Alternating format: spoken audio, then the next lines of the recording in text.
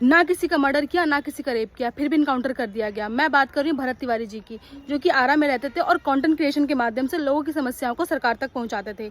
उनका बस सीधा यही मानना था कि लोगों की समस्याओं को सरकार तक पहुंचाना, ताकि उनको राहत मिले और उनकी समस्याओं का समाधान हो। बिहार में कुछ समय पहले बाढ़ आई थी, जिसमें कई लोगों के घर तहस नहस होकर टूट गए और उन्हीं की अपील लेकर वो डीएम ऑफिस गए थे, लेकिन वहां से उन्हें भगा दिया गया।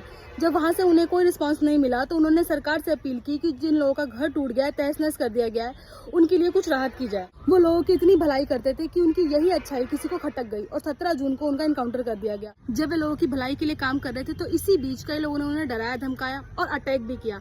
इसी वजह से उन्होंने अपने पास एक इलीगल बंदूक रखी। हालांकि उस बंदूक का ना तो उन्होंने कभी कोई गलत तरीके से इस्तेमाल किया है और ना ही किसी पर चलाया। जब पुलिस वालों को पता चला कि उनके पास एक इलीगल बंदूक है तो पुलिस वाले उन्हें अरेस्ट करने के लिए गए, लेकिन वो अरेस्ट करने की बजाय उनका एनकाउंटर करके आए हैं।